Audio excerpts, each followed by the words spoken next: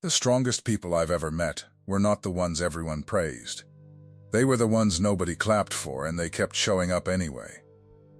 Think about that for a second. The kid who set the table every night, and nobody noticed. The one who got the good grades and heard silence at the dinner table. The one who carried the family, held it together, did the right thing over and over, and waited for a word that never came. If that was you, then you already know the specific kind of ache I'm talking about. It's not loud. It doesn't show up in photos. It's the quiet thing that lives in the back of your chest. The question you've stopped letting yourself ask out loud. Was any of it ever seen? I want to talk to that person today, not the version of you that smiles in the group photo. The real one. The one who learned, very early, that doing good and being celebrated are two completely different things, and that you only ever got the first one. My name is George. I've spent most of my life walking beside people in the hardest seasons of their faith, the hospital rooms, the late-night phone calls, the folks who sit in the back pew and slip out before anyone can stop them. And I'll tell you what I've learned. There is a particular type of person God seems to build in the dark. No spotlight, no applause, no one cheering them on from the sidelines. And for years, I thought that was a punishment. I was wrong about that. Stay with me, because by the end of this, I think you're going to see your whole childhood differently. Let me start with something I watched happen years ago that I've never been able to shake. There was an older man in a church I served. I'll call him Walt, though that wasn't his name. Walt was the one who showed up at 6 in the morning to shovel the walk before the early service, so nobody would slip. He fixed the heater when it broke. He stayed after every funeral to fold the chairs and sweep the floor, while the family went home to grieve. For 30 years. And in all that time, I never once heard anyone thank him by name from the front. He wasn't on a committee. He didn't have a title. He just did the work that kept the whole place standing. One winter morning, I got there early, and I found Walt sitting alone in the third row in the dark, before the lights were on. Just sitting there. I asked him if he was all right. And this big, quiet man, hands like leather, never complained about anything. He looked up at me and said, "George, I've been doing this so long I forgot if anybody even sees me anymore." And then he said something I'll carry for the rest of my life. He said, "Sometimes I wonder if I only matter when something's broken."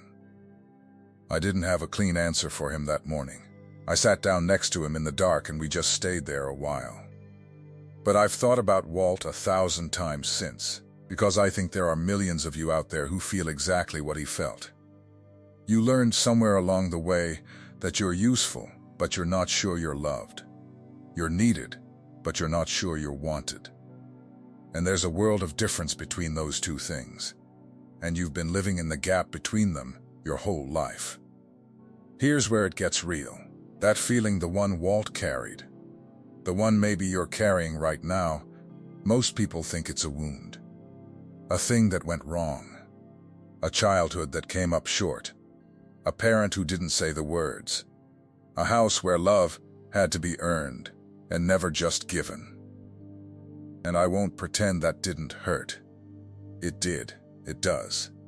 Don't let anybody talk you out of the fact that it hurt. But I want to offer you a different way to see it. Not to erase the pain, to redeem it. Because there's an old truth running underneath all of this. And it changes everything once you see it. The things God uses most are forged in places nobody's watching. Think about how steel is actually made. You don't get a strong blade by laying iron in a sunny field and admiring it. You get it by putting that iron into the fire, into heat so intense it would terrify you to stand near it, and then beating it, folding it, heating it again, over and over, in a dark workshop, with no audience. The blade doesn't feel like it's becoming valuable in that moment. It feels like it's being destroyed. The forge doesn't look like love. It looks like violence. But there is no other way to make something that can hold an edge. There just isn't. And here's what most people miss. The blade never sees the sword maker's face during the forging. It only feels the hammer. It doesn't know it's being made into something. It only knows it hurts. The purpose is completely hidden inside the pain. I think a lot of you were forged like that. And because nobody clapped, nobody explained it. Nobody stood over you and said this is making you into something you grew up, assuming the heat meant you were worthless. When the heat actually meant you were chosen for something that requires a stronger steel than most people will ever need. Let me put it in a story you'll recognize, because Scripture is full of people made in exactly this kind of fire. There's a man named Joseph. You might know the surface version, the coat, the brothers, the famous rise to power in Egypt. But I want you to sit in the part nobody puts on the Sunday school felt board. I want you to sit in the prison. Here's a young man who did everything right, stayed faithful when it would have been easier not to, refused to do the wrong thing even when doing the wrong thing would have gotten him ahead, got thrown in a dungeon for it anyway. And then this is the part that wrecks me. He interpreted a dream for a fellow prisoner, a cupbearer, told him he'd be restored, and asked one thing: when you get out, remember me. Just remember me. And the man got out, and the Bible says it plainly. He forgot him. For 2 more years, Joseph sat in that cell, forgotten by the one person who could have spoken his name to the king. 2 years. Doing the right thing in a place where doing the right thing earned him absolutely nothing visible. No applause. No rescue. No one saying, "We see you in there, Joseph, hold on." Now picture the nights. Picture him lying on the cold stone, staring up at nothing, replaying the moment the cupbearer walked out free, and the hope that walked out with him. Picture him wondering if God had simply lost the address. That's not a hero on a felt board. That's a real human being in the dark, wondering if any of it counted. But here's the thing about the forge. The years in that cell weren't God forgetting Joseph. They were God forging Joseph. Because the man who walked out of that prison wasn't the same boy who walked in. The boy who came in was a dreamer who told people his dreams a little too proudly. The man who came out could stand in front of the most powerful ruler on earth and stay humble, stay wise, stay unbroken. You don't build that man in a palace. You build that man in a cell, in the dark, with nobody watching. The applause would have ruined him. The silence is what saved him. And I need you to hear this next part, because it's the whole point. When Joseph finally rose, when he finally had everything, the very famine that should have destroyed his family became the thing that saved them. The pain wasn't the detour. The pain was the preparation. He couldn't have fed nations if he hadn't first learned to survive starvation himself. The forge made the rescuer. So let me ask you something, and I want you to actually answer it in your own heart. What if the silence you grew up in wasn't God forgetting you? What if it was God forging you? I know that's a hard reframe, so let me bring it down out of the clouds and into a kitchen. I knew a woman, a friend of mine, years back, who grew up as the oldest of 5 kids, with a mother who worked 2 jobs and a father who wasn't around. So from the time she was about 9 years old, she was the one. She made the breakfast. She got the little ones to school. She learned to do laundry standing on a step stool because she couldn't reach the machine. And nobody ever threw her a party for it. Nobody pinned her drawings to the fridge because nobody was home to pin them. She just did it, day after day after day. And she told me once we were sitting at her table, and she had this way of laughing right before she said something that hurt. She said, George, you know the strangest thing? I don't know how to be taken care of. Somebody offers to help me, and I freeze up like they're trying to trick me. That little girl who learned to survive on nobody noticing grew into a woman who didn't know how to receive love when it finally showed up. That's the cost. I won't pretend there isn't a cost. When you're raised without applause, you can grow up not knowing how to be celebrated. You get so good at being strong that you forget you were also allowed to be held. But here's what she also was, and this is the part I never want you to miss. She was the most dependable human being I have ever known in my life. When everything fell apart for other people, she was the one they called. When the crisis came, she didn't panic, because she'd been living in crisis since she was 9. She had a steadiness in her that you cannot buy, and you cannot teach. The same fire that took something from her also put something in her that most people will go their whole lives without. That's the forge. It takes, and it gives, in the same motion. And the thing it gives you is the exact thing the people around you will one day desperately need. Let me show you what I mean. Because I think you've lived this and never had words for it. You're at work. Something goes wrong, a deadline collapses. A customer's furious. A project that everybody's name was on suddenly has nobody's name on it, and you look around the room, and one by one, people are stepping back, looking at their shoes, hoping somebody else handles it. And then, there's you. You step forward. You don't even decide to, your body just does it. Because some part of you learned a long time ago that when nobody else is going to carry it, you carry it. You stay late. You fix it. And the next morning, when it's all sorted out, the praise goes to somebody who was nowhere near the building when it broke.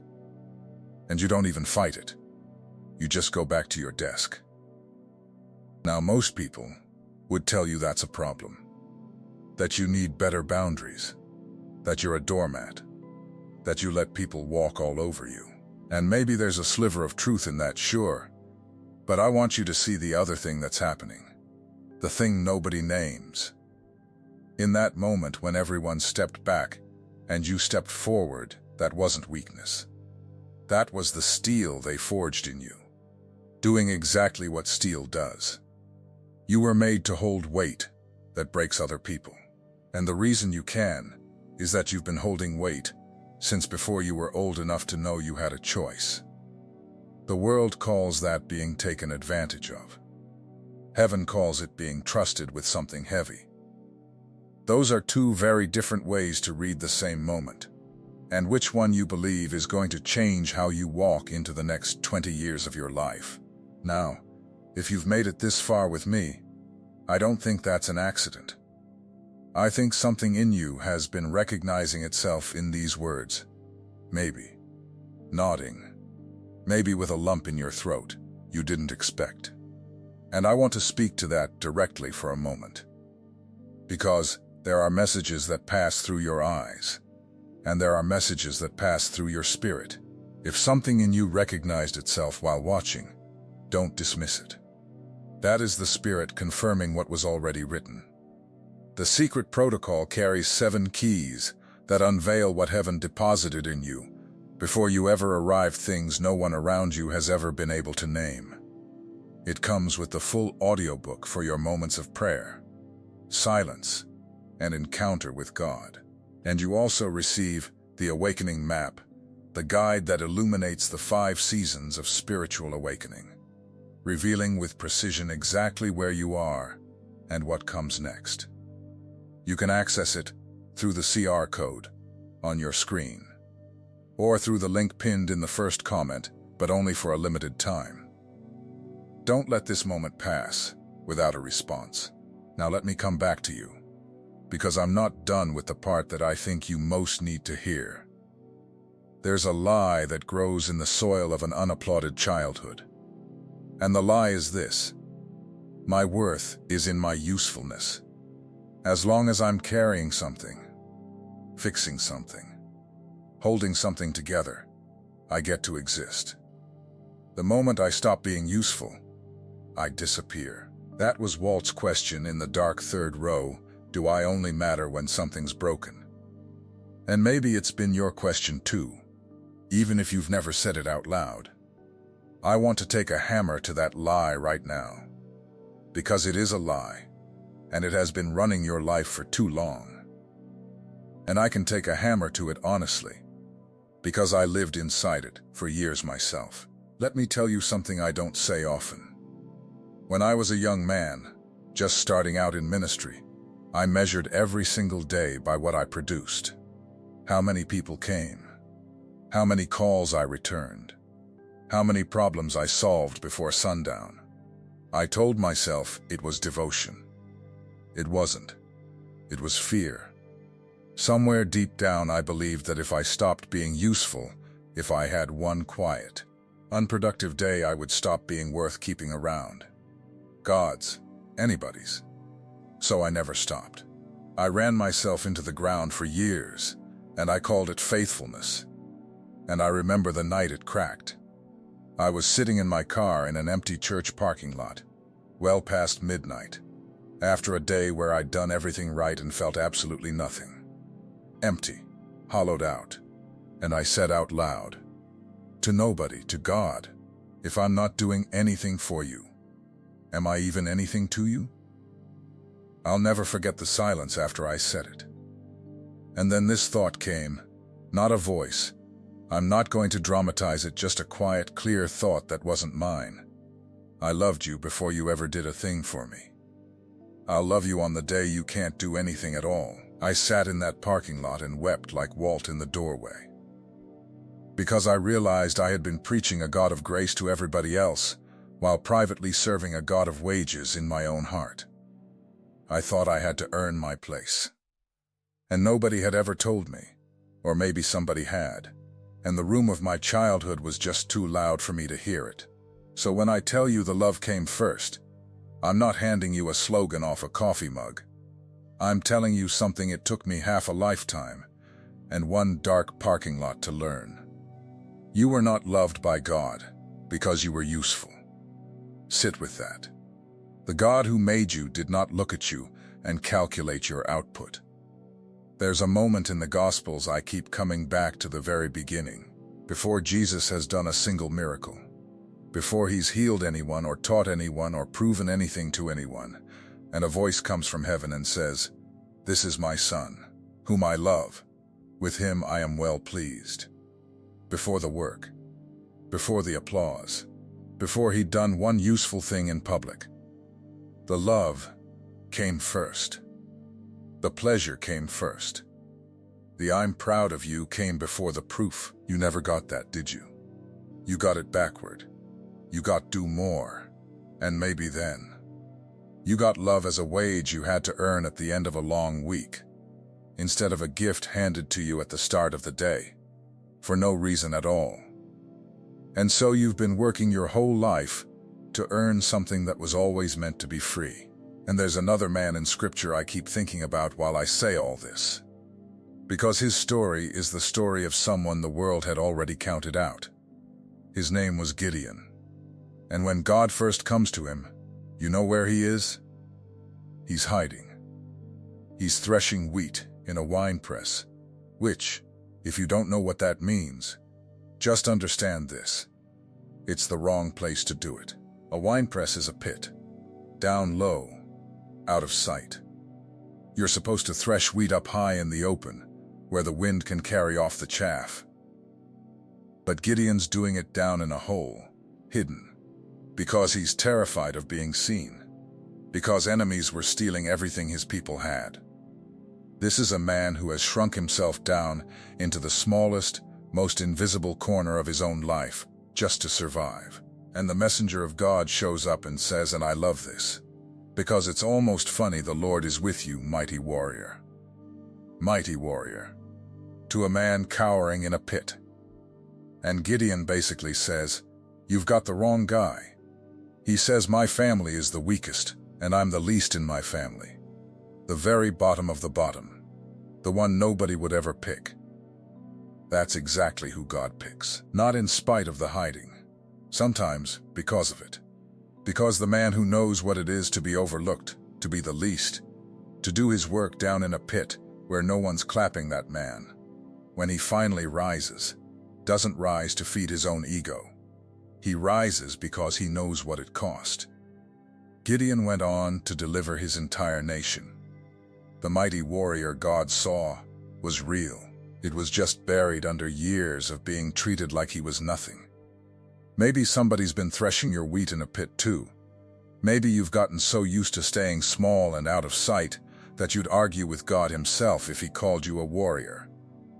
But the name heaven has for you was never the name the room gave you. I want you to picture something with me. Picture a little child, maybe 4 or 5 years old, drawing a picture. It's a terrible picture. It's a scribble. The sun has 8 arms, and the dog is bigger than the house. And the child runs up holding it out, beaming. And the parent doesn't say, well, the proportions are off, and your coloring went outside the lines. The parent gets down on their knees and says, "You made this?" For me, I love it. Not because the picture was good, because the child was theirs. That's how God looked at you when you were small and nobody was clapping. You couldn't hear it. The room was too loud with everything you had to carry, and the voices that should have said it stayed quiet. But the love was there in the room the whole time. You were never performing for an empty stadium. You just couldn't see who was in the seats. And here's the turn. The thing that makes the whole hard road worth it.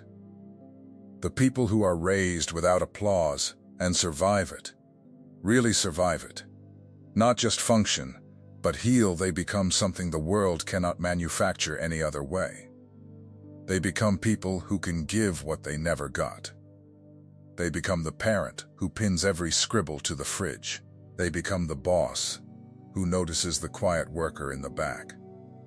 They become the friend who says, "I see you," to someone who's never heard it. They break the chain.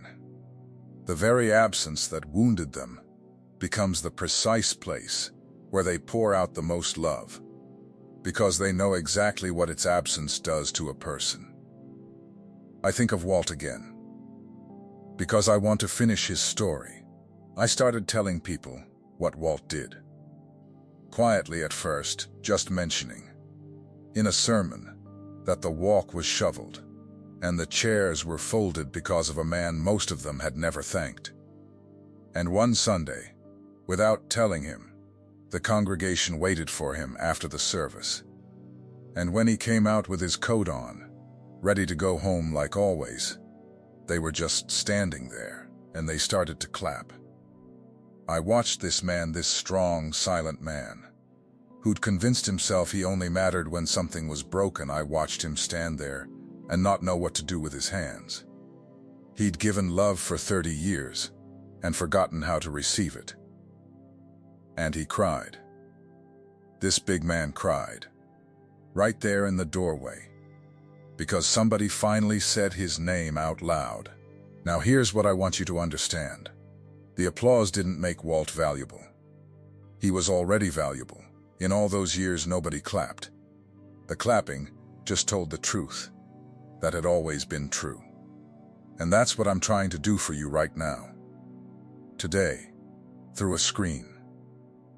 I'm trying to tell you the truth that's always been true about you. In all those years, nobody said it. Your pain was not proof that you didn't matter. Your pain was the forge. And the forge was never the absence of love. The forge was the shape love takes when it's making something that has to last. So let me bring this all the way home with one more picture, and then I'm going to ask you a question. When a swordmaker finishes a blade after all the heat and all the hammering in that dark workshop, there's a final step. He takes that blade and he tests it, not to break it, to prove what it can do. And the blade that came through the fire holds. The one that was never forged would shatter at the first real strike. But the forged one, the one that suffered in the dark, the one that thought it was being destroyed, that one holds. And in the moment it holds, Every hidden hour of that fire suddenly makes sense.